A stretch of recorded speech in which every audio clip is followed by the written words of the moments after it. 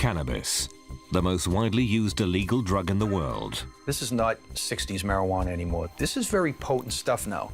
In the UK, this stronger strain is called skunk. And it's being grown here on an industrial scale. The Cleveland police had never come across anything like this before. It was a massive factory for growing cannabis. These illegal farms are big business for organised crime. There is a huge amount of profit for the people behind this trade.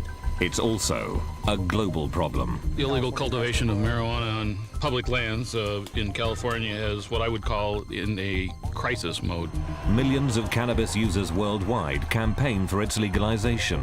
This is the largest global marijuana march in the world today with 250 cities. I'm flattered to be thought of so highly by the U.S. Justice Department as a villain. Some believe it has medicinal benefits. My objective here is to show people other alternatives for pain relief. Others have seen it ruin lives. He was throwing things, he was aggressive. The psychiatrist said it was most certainly the cannabis that had brought on the psychosis. Pot, weed, marijuana, skunk. Cannabis goes by many names. It's been called the devil's harvest, the assassin of youth. Today it is stronger than ever. It is just as controversial, and the recent boom in large-scale illegal indoor farming means it could be growing in a street near you.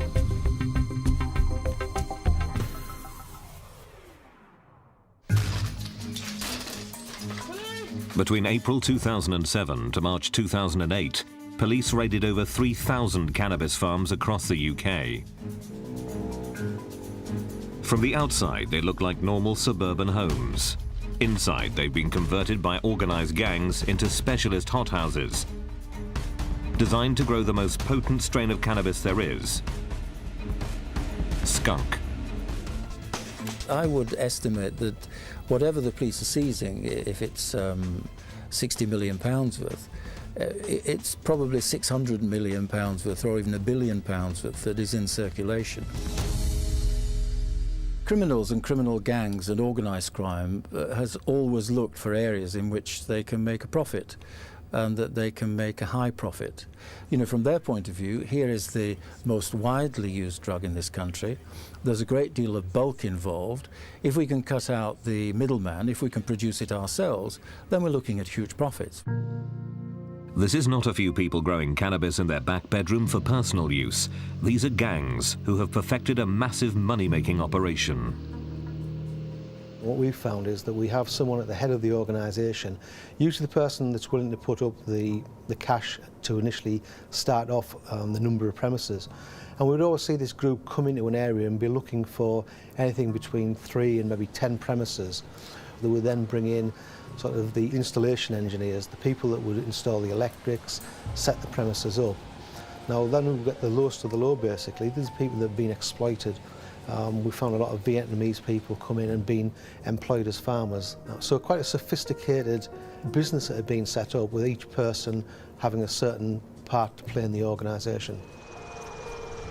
With cannabis farming at unprecedented levels, the police are using every means possible to tackle them, from intelligence on the ground to cutting-edge technology in the air.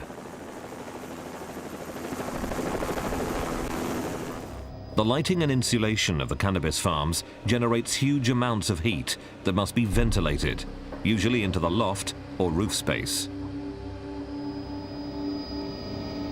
Police helicopters equipped with state-of-the-art heat-seeking cameras fly over any suspected properties. The heat is picked out as black on white or white on black. Here you can clearly see the roof of one house, white, against the surrounding grey and black buildings. The camera is switched to black on white, giving an even clearer result. Images like these were instrumental in helping Cleveland police bring down one of Britain's largest cannabis farm networks, run by organised crime.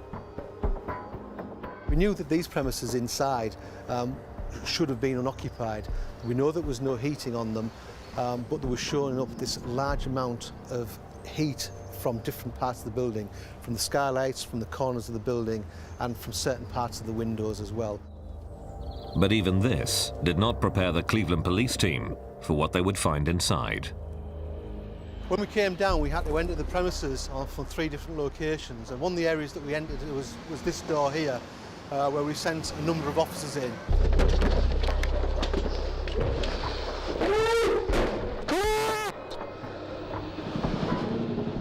It was a massive, massive factory for growing cannabis.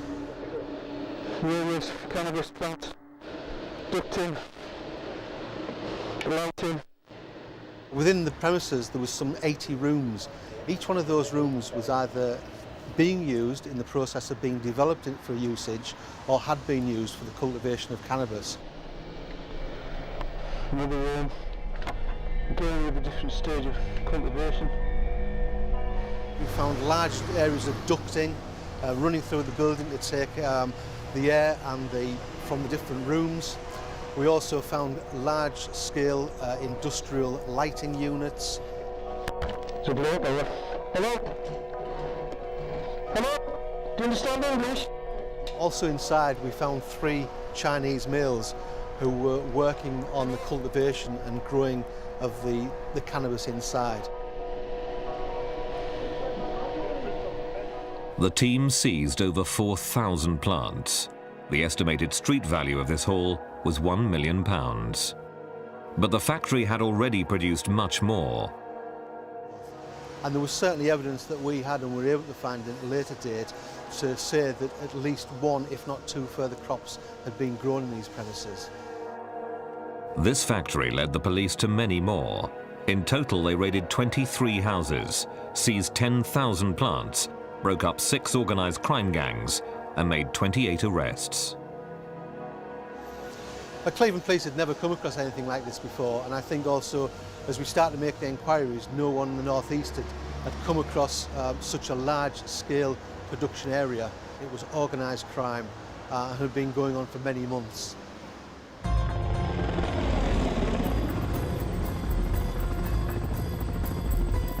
The cannabis trade in America is even bigger business. In California, growers plant their illegal crops deep in the national park forests. The only way to police them is from the air. We have 2 suspects who are out in the woods somewhere. We're using the illegal cultivation of marijuana on public lands in California is what I would call in a crisis mode. Every time we go out and look, we find more than we did the time before. Spotters scrutinize the trees, searching for the telltale signs of an illegal marijuana garden, a clearing in the forest, and pipes bringing water supplies. In the last 2 years, they've raided over 700 farms like this in California alone. The top of this ridgeline over here, we'll go over the top, and that's where we're 10 o'clock. 10 o'clock, okay. He says, look straight down in the trees right down here. See the brown surface? Yeah. Okay, that's the garden. See the dead tree and all the sprouts? Yep, I see it exactly. See the water rings down below us? Yep, I see it. That's the other garden. Oh, yeah. We don't want to spend a lot of time here, No, though. we want to bug out of here. Okay, right back Right there. See the shadow? Shadow now. All right, we're out of here. With the plantation mapped from the air, the team must now plan their raid on the ground. It won't be easy. It's a 3-hour hike over rugged terrain without being spotted by the armed growers, desperate to protect their crop. There's huge money at stake, making it a risky business for both sides.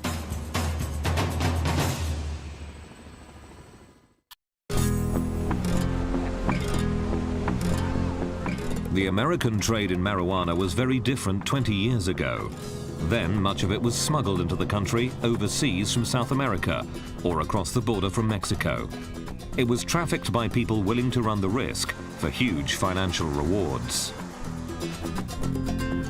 Smugglers like Todd Steele made a fortune dealing in dope. The profile of people who smoke pot is basically everybody. Doctors smoke pot, attorneys smoke pot, real estate agents smoke pot, hippies smoke pot, and conservative people who go to church every single Sunday smoke pot too. Todd's drug running soon escalated. From buying 10, 15 pounds of pot to sell in high school, I started recognizing that I can buy 100 pounds of pot and 1,000 pounds of pot and a ton of pot and 20 tons of pot. Todd was an experienced sailor and began crewing on yachts doing runs to Colombia. I just sort of worked my way up the ladder until I made all the right contacts, and by the time I was 17 years old, I was down in Colombia doing 20-ton loads. For importers like Todd, smuggling was a straightforward gamble of risk against profit. But as border controls tightened, the gangs have turned to growing cannabis without the need to move their illegal crop from one country to another. We've been working this guy for like 3 months now. He doesn't have a job, he doesn't go anywhere. He drives a black F450, and he also has a white Hummer. Obviously, the guy's been identified as a grower. In Florida, the U.S. Drug Enforcement Agency has raided over 750 homes over the last 9 months. They have all been cannabis farms, suburban homes converted into greenhouses, known by the police here as grow-ops. The mind-altering part of cannabis, or its psychoactive compound, is called tetrahydrocannabinol, known as THC. And the marijuana grown today has been cultivated to contain the optimum amount. This is not 60s marijuana anymore. We're finding marijuana with a THC content in the 20s, 20 percentile. In the 20 percentile, we're talking back in the 60s and 70s of 3–4% THC. Now we're in the 20s. This is very potent stuff now. In Britain, this powerful strain is known as skunk cannabis. Skunk accounts for over 80% of the cannabis seized by British police. Police officers, come down and open the door! Despite concerns about its strength, in 2004, cannabis was downgraded from a Class B to a Class C drug. We had evidence in the late 90s, early in this new century, that the use, the strength of cannabis was growing, so that we were into skunk, we were into really heavy stuff that can be hallucinogenic.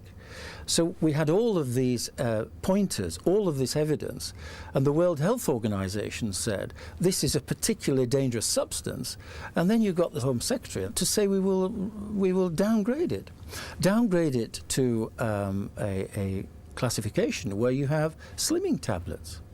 It gave the impression to the public that it was something that wasn't that bad. It gave an open door, really, to these people because the penalties were particularly low. The police weren't focusing on those drugs. They weren't focusing on cannabis. I mean, I felt so strongly about this that I resigned from my job as drug czar of the government's coordinator of anti-drug activities. In January 2009, it was reclassified, placing it back on the police radar. It's basically an office block what's been converted into a residential address. There is a large garage at the side which we believe is a commercial cannabis factory. If we get no response, we will force entry. Any questions at this stage? Greater Manchester Police raided 206 farms last year, and over the last 7 months have uncovered 4 a week. But for every farm that is closed down, the gangs ensure they have several more.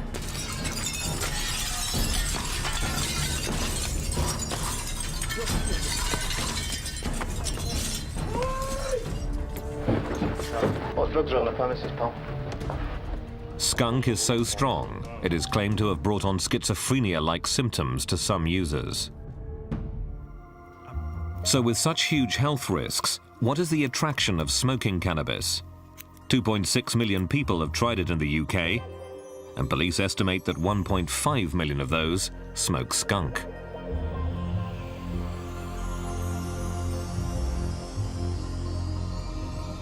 Smoke held in the lungs enters the bloodstream through a network of capillaries. The blood quickly enters the brain, where THC binds to receptors. The first hints of intoxication can be felt within 10 seconds. Most commonly, time slows to the user. Space appears vast. Sexuality, spirituality, and the senses all appear enhanced. Euphoria increases. But use can also lead to anxiousness, paranoia, abnormal heart rhythms, and a general sense of uneasiness.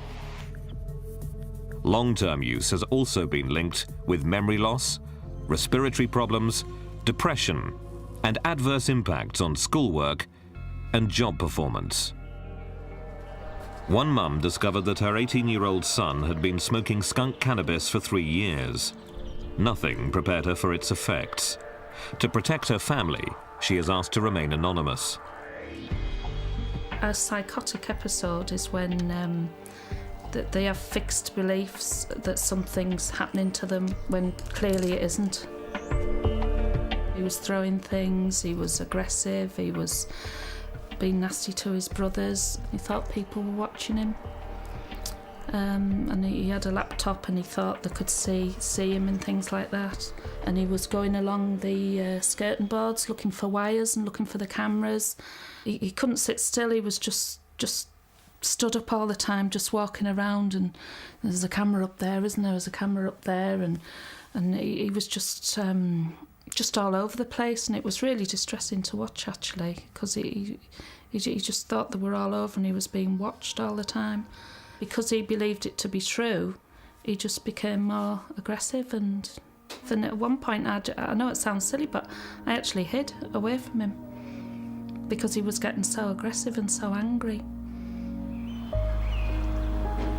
In a desperate attempt to save him, this mum agreed with the doctor that her son needed to be sectioned. I could see that he needed help. Much as I didn't want him to go into a mental hospital, there's no way I could have coped. Anybody would have had to let him go. And it was hard. I cried my eyes out. I broke my heart. The psychiatrist said it was most certainly the cannabis that had brought on the psychosis. So if he'd never smoked cannabis, it'd have probably been okay.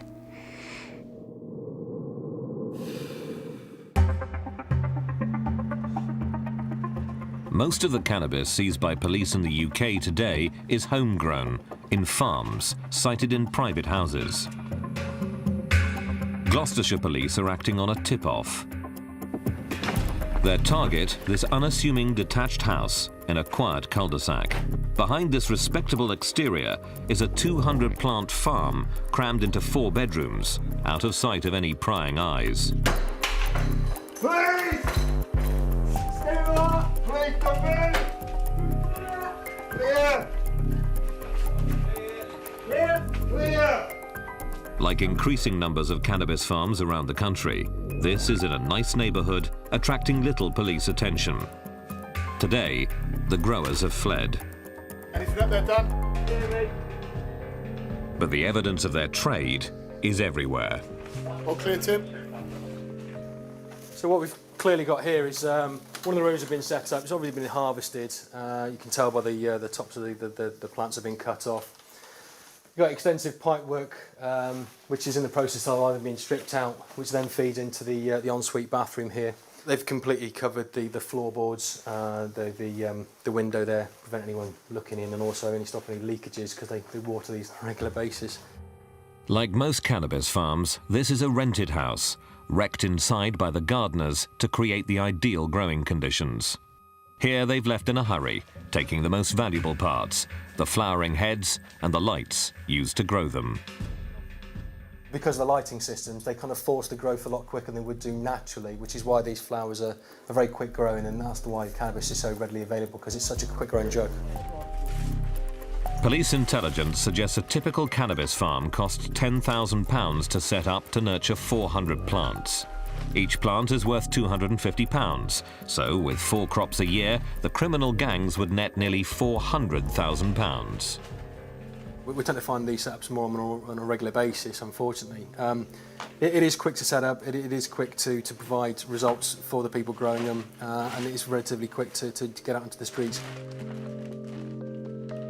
It's fairly clear that at some stage recently that they've been given a nod or something along the lines, or been pre-warned, and done what they've had to do to get out and not get caught here, unfortunately.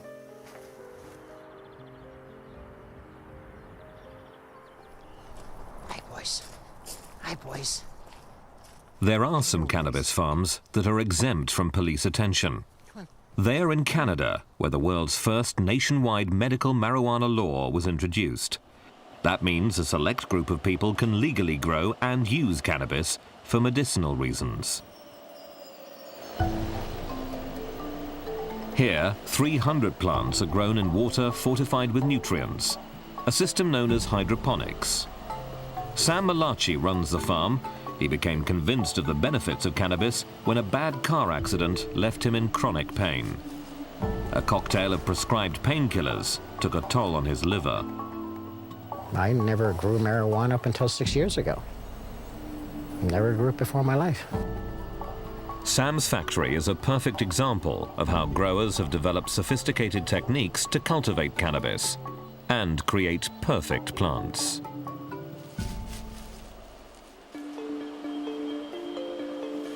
I like the highest THC content that I can. He wants the strongest cannabis possible. The flowering heads of the female plants are the ultimate goal, containing nearly 18% levels of psychoactive THC. Sam is licensed to grow for himself and 2 patients. He insists he's manufacturing medicine, not a drug to simply get you high. My objective here is to show people, educate them as to other alternatives for pain relief, not cures, pain relief. The plan I'm putting into place is to manufacture butter, marijuana butter, which can be put into food products that people can absorb. Then what we do here at the farm, once it's steamed and cured, this is what comes out. No leaf, no powder, just straight old butter. And from the butter, we end up making cookies, different types. There's butterscotch, different types of granola bars. The butter can be used just like any other. The difference is the THC content gives it an earthy taste. Chocolate chips in it and marijuana. This is considered a medication now. I don't have pain. If I do, I'll have a cookie. Compare it. Now, what would people sooner want? Would they want the pills, or would they sooner have a cookie to get the same relief?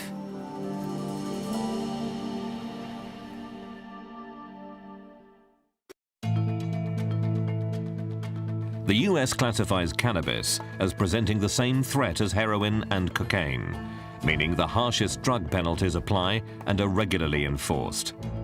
With support from the US government, America's first drug czar targeted the marijuana market, the smugglers, the dealers, and the growers. Today, US law enforcement spends billions of dollars a year to combat it. Over 800,000 Americans were arrested last year because of it. Almost 90% of them for simple possession. Now, cannabis is caught in the middle between federal government and some states that have passed their own medical marijuana laws. 12 years ago, California became the first US state to legally allow marijuana as medicine. The intention was to offer relief to terminally ill patients, those suffering from advanced stages of HIV/AIDS and cancer. People like Robin Few. The doctor took one look at me. He said, "You have lymphoma." Within a couple hours, had me in the hospital, and within a few days, I was doing chemo. So I was shocked. You know, I never thought of cancer. You know, how you don't plan on cancer. Chemotherapy sessions have changed Robin's active lifestyle forever. Hey. Hello, Dr. Abrams. How are you doing? Good to see you. Her oncologist is Don Abrams. For the past 28 years, he has seen firsthand how marijuana helps his patients. Deep breath for me. Cannabis is the only drug that decreases nausea and vomiting and also increases appetite. Mouth open. Also, I think people sleep better, and a little bit of euphoria I don't find is a negative thing in people that are facing malignant diagnoses. On Dr. Abrams' recommendation, Robin uses a vaporizer. It heats up the cannabis, releasing a gas, which is gentler than smoke. All right.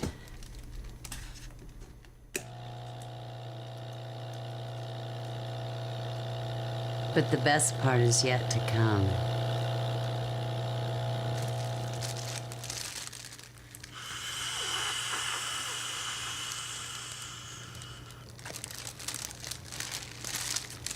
See, there's all this paper in there. Takes a little while, can sit around and smoke on this baggie for a little while.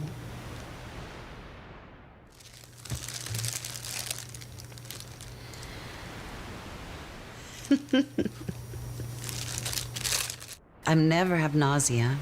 I'm hungry all the time.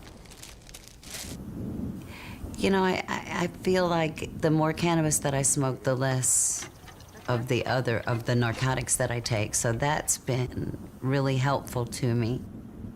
They say I look better than I've looked in 2 years, and that freaks me out because I'm dying of cancer, you know. Using dope as medicine is controversial. In California, there are more than 200,000 patients licensed to smoke cannabis by their doctor, and there are nearly 300 outlets dispensing the drug. But under US federal law, it remains illegal. The feds see medicinal use as a halfway house to legalization. How you doing today? Pretty good. Yourself? Good, thanks. I was looking for something that could help me with sleeping. Okay, well, you'd want to go with your most indica, and these are our 3 high grades. Which one would you recommend? I like to go for buds and less stem, so I'd go with that nice one right there. Okay. It takes just $150 and a medical to get a doctor's recommendation to smoke marijuana for medicinal use in California. All right. You're all set. Have Thank a great you. day. The medical use laws aren't straightforward, changing from county to county and even town to town. In Oakland, California local law allows licensed patients to smoke cannabis. One of the town's districts has even got a new nickname, Oaksterdam. Richard Lee is the unofficial mayor of Oaksterdam. A broken back left him in a wheelchair 18 years ago. Hey, how's it going? He uses and advocates medical marijuana, See you later. but also sees it as a valuable business for the city. First won their first softball game this last week. Yeah, he's our star shortstop, right? We saw this area of Oakland that needed revitalization, just very run down, a lot of empty storefronts. And so we saw that the cannabis industry, the cannabis businesses could work in this area and help improve it and bring economy back to the area. Chaz, how's it going? 6 years ago, $24 million worth of medical marijuana was sold in Oaksterdam. Nearly $3 million of this was paid in sales tax to the city. But under US federal law, the growing, selling and use of marijuana is illegal, and federal law surpasses state and local laws. So, despite widespread support here, medical use of marijuana is fraught with risk. DEA does not make the laws. We do not make the laws, we enforce the laws. Javier Peña is a 24-year veteran in the war against drugs. He is in charge of the DEA's San Francisco Field Division. Any form of marijuana selling, growing, possessing, cultivating, whatever you want to do, it is very simple. Under federal law, it is all illegal. Well, they have closed down quite a few clubs, and it has been somewhat of a setback, a counterattack, but I think we're holding strong, and that time, will win out. We don't go after the terminally ill, the person out there that's sick, dying. We don't go after that. We don't go after the guy who's smoking out in the street corner. We go after the organizations that are supplying this illegal narcotics. To help users stay clear of the law and get the best use out of cannabis, Richard has set up his own university.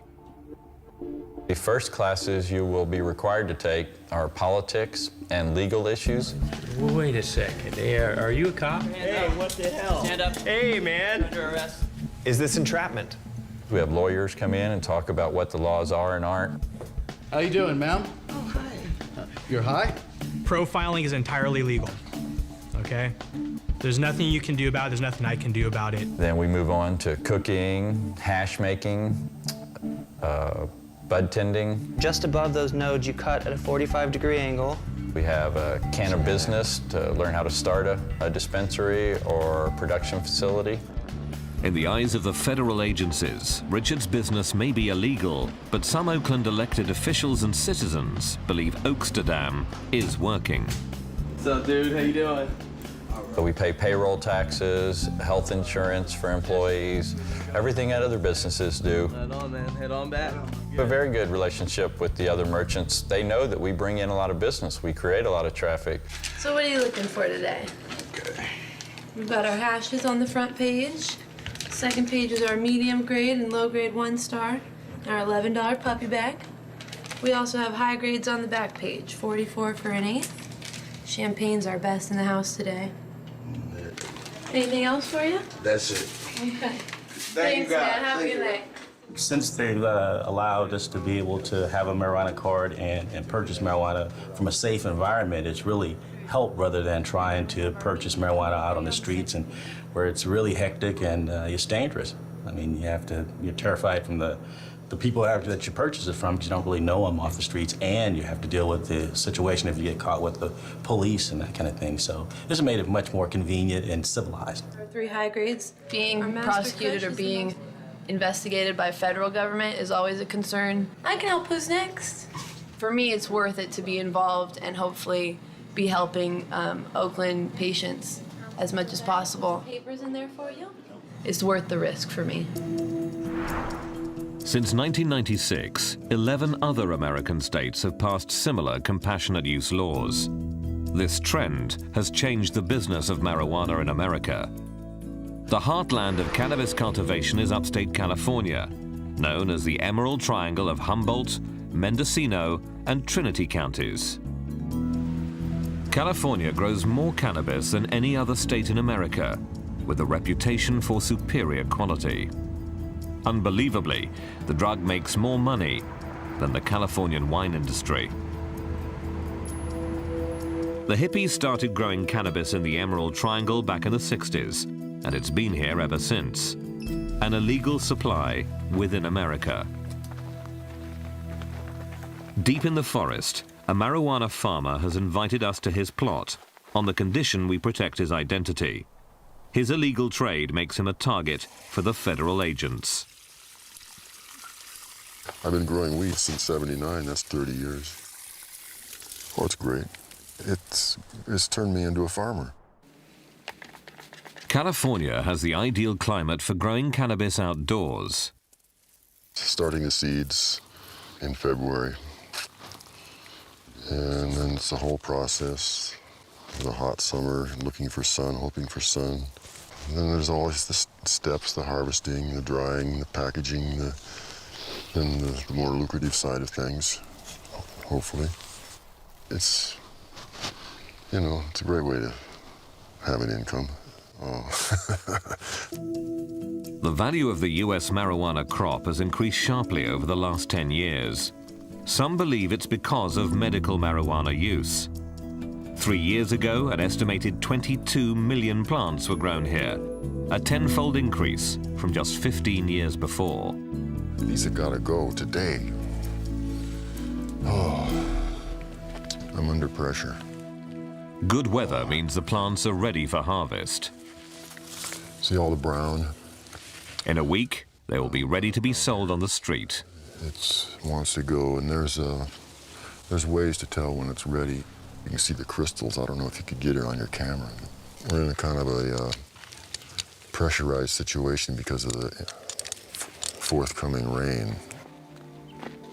It's estimated that cannabis has overtaken corn as the largest cash crop in America. I never thought it would get to this. It's getting better all the time. If the marijuana laws change again, making this grower's farm legitimate, business in the Emerald Triangle could get even better.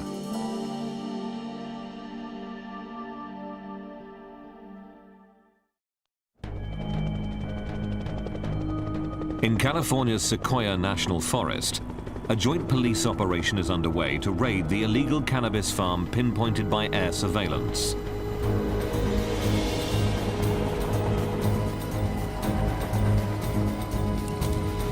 Almost 2 million plants were seized on public lands in 2007, more than 250,000 in Sequoia alone. One team drops down from the helicopter to meet up with the agents already hiking in. The terrain is rugged and steep. It's a hostile environment, and the officers never know who they may encounter. Could be anywhere from 2 to 4 people, depending on how big the site is. You know, we definitely got to be careful with these guys. They're usually armed and dangerous. After 100 meters, the team comes to the clearing.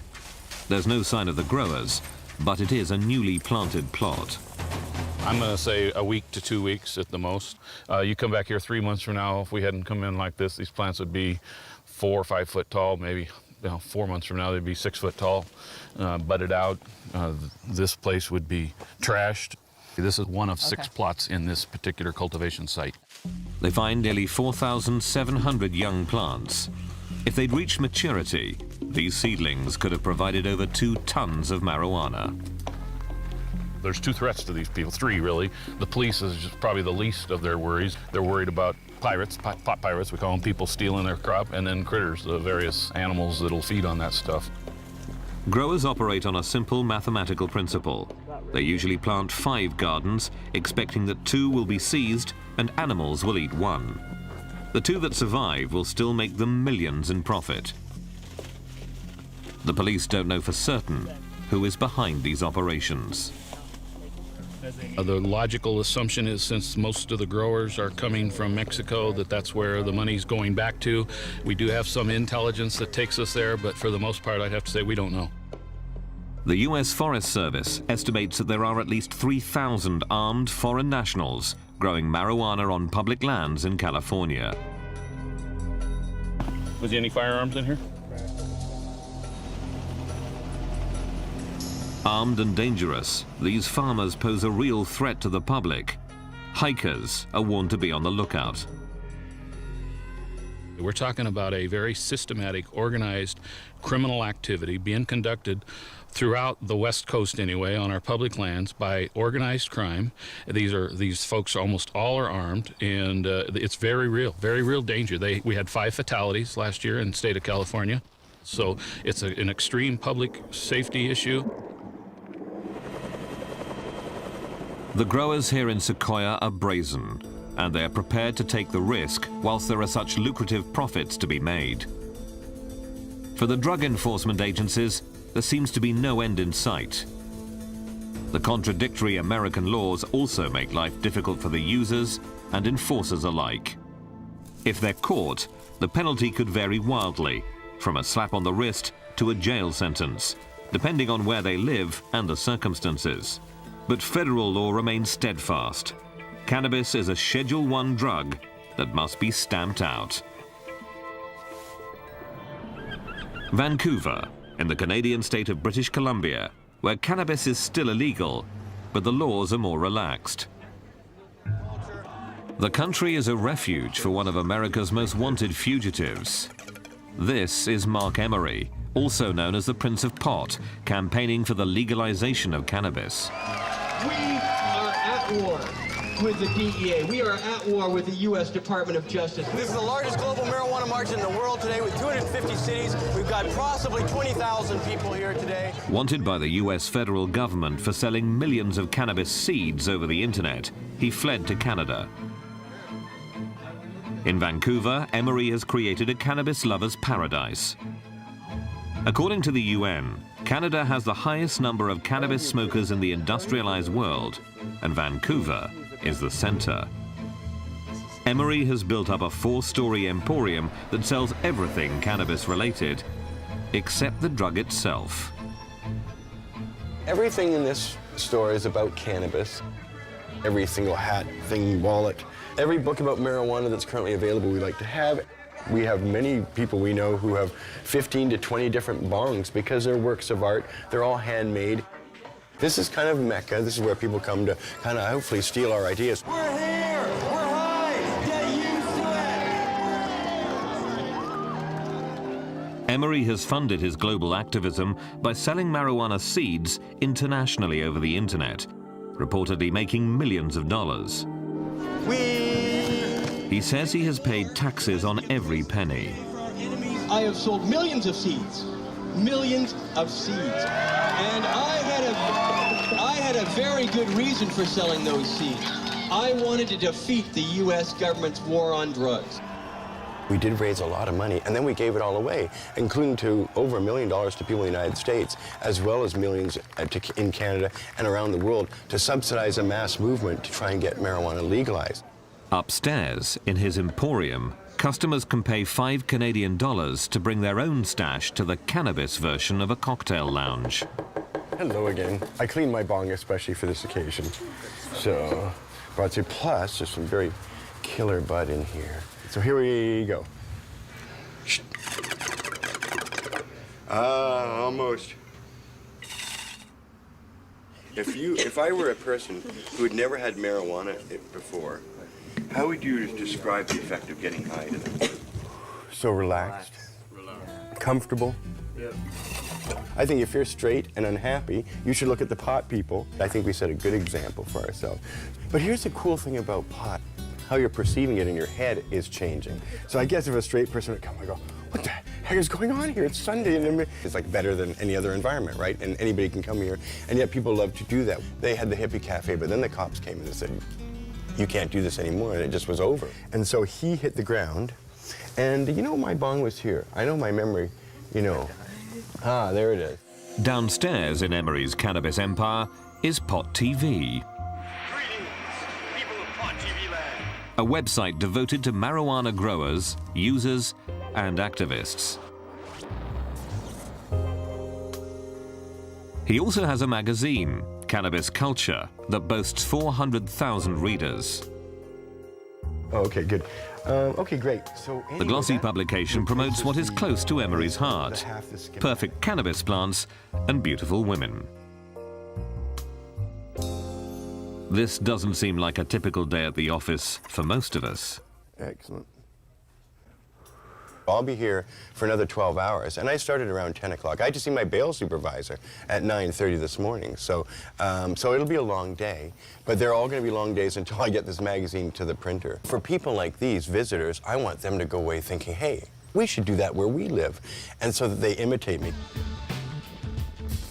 Some countries tolerate recreational cannabis use. Most famously in 1976, Holland stopped enforcing bans on the possession and sale of small amounts of the drug. Spain, Italy, Portugal, and Belgium then followed, adopting a more lenient approach. In the UK, we did too until January 2009, when cannabis was reclassified as a Class B drug. Under US federal law, there is no difference between selling seeds or selling pot. And this is why Emery is one of America's most wanted. The government wants him extradited to face charges, but Canada will not hand him over. If they did, Emery could face years in a federal prison.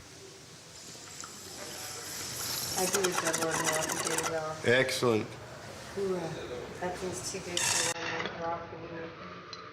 I'm flattered to be thought of so highly by the U.S. Justice Department that they would use such hyperbole and describe me as a villain. I have returned. The worldview of cannabis remains contentious. I was in a business selling a substance that is the same as alcohol. And I would like personally to be able to live with pride that what I do is not something I should be ashamed of. As long as there's trafficking organizations working out there, marijuana, coke, heroin, meth, we're going to go after them. This is a commodity that's been used by organized crime groups to generate massive amount of money. I wouldn't be surprised at, and I haven't any evidence yet, is that we will be an exporting nation for cannabis. The top and bottom of it is that it was almost certainly cannabis that caused his psychosis. This powerful plant divides opinion around the world. One thing is certain, much of the cannabis today bears no resemblance to the weed smoked in the 60s. It is incredible that such innocent-looking seeds can sow such controversy.